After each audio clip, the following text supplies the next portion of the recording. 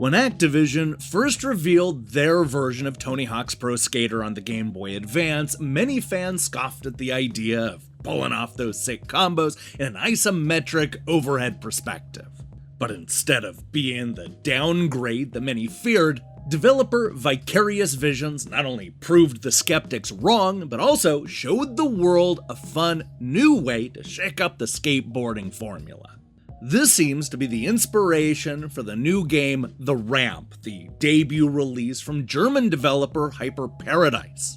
It's a scaled-back skateboarding simulator that isn't interested in creating big open levels, making you find VHS tapes, counting up big combos, or even keeping score at all. It just wants you to pull off tricks and have a good time.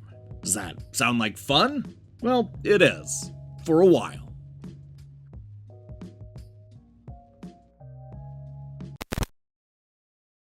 The first thing that you need to know about The Ramp is that it's not like the other skateboarding games. You still grind and pull off tricks, but everything is stripped down to its bare essentials. That means that there's no scorekeeping, no challenges to complete, and nothing for you to unlock. The developer even goes as far as to call it more of a toy than a game, suggesting that it's designed to offer 10 or 15 minutes of flow that'll help you turn a boring day into something great. The reason that The Ramp can get away with this is because the gameplay is so much fun. This is one of those games where it's easy to learn but hard to master. Once you figure out how to move around and gain speed, it all becomes performing tricks with the right analog stick and holding down the shoulder button to grind along the side. As you get more comfortable with the controls, you'll want to take more risks by incorporating 360 and even 540 spins, all while juggling different tricks to really show off. A lot of the fun comes from keeping the flow going without crashing or falling off the board. I found myself drifting into a rhythm where I kept wanting to push the virtual skater further and further, something that almost always led to a very painful looking spill on the concrete. Thankfully, all it takes is a push of a button to reset the character and get that flow going again, so you're never really out of the action for very long. Now, beyond having a pick up and skate attitude, a lot of the fun comes from mastering the unique challenges that come from the 4 skate locations. We'll sharpen our teeth on a fairly traditional half pipe, grind on some poor sucker's empty swimming pool, and then move on to the local skate park where you can transition from the small to big bowls for a little extra variety. The final stage is more of a challenge as it sends our skateboarders down an incredibly steep hill in order to make a massive jump off the ramp. This is a cool twist on the levels, but it's nowhere near as much fun to play as the other 3 locations, especially without a way to keep track of the high scores. And that's something that I kept coming back to time and time again.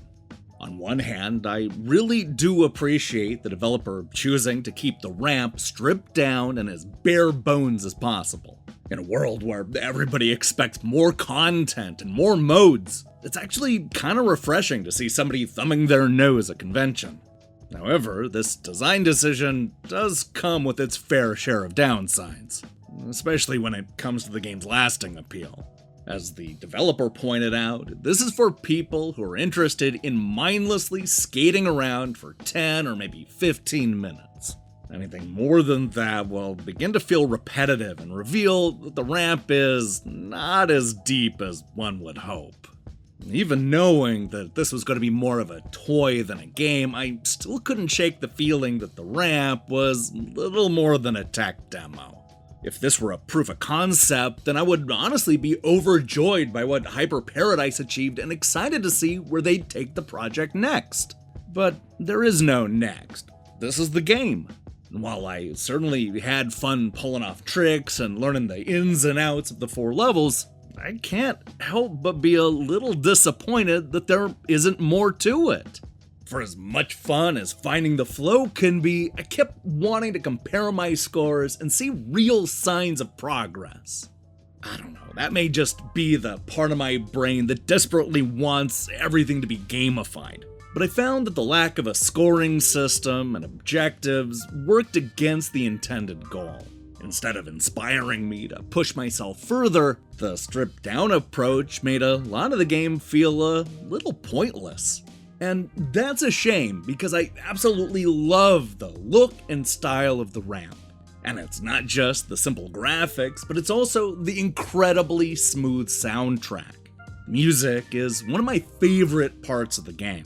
Couple that with the fun gameplay and a bunch of cool levels, and you really should have a must-own skateboarding game. Unfortunately, by stripping the genre down to its bare essentials, the developers created a great playing game that doesn't live up to its potential.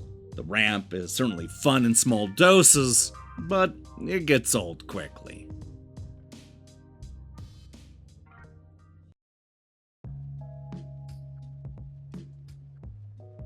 Looking to scratch that skateboarding itch but don't have a whole lot of time? Well, if that describes you, then the ramp may just be your new favorite game. Inspired by the past, Hyperparadise has created an overhead skateboarding game that has been scaled back in every possible way. With no score, nothing to unlock, and only 4 levels to trick off of, some may find the package to be a little too bare bones. However, those who stick with it will find an immensely enjoyable ride with great gameplay, stylish graphics, and a fantastic soundtrack. And with an attractive $6 asking price, the ramp may be hard to resist. As long as you know what you're getting, you'll find a fun and addictive skateboarding game with a lot of future potential. Hey, thanks for watching our review. If you liked what you saw here, then you should know that we post new reviews and features almost every day. Now, here's the question I have for you. What is your favorite skateboarding game? Are you into the Tony Hawk series? Maybe Skate?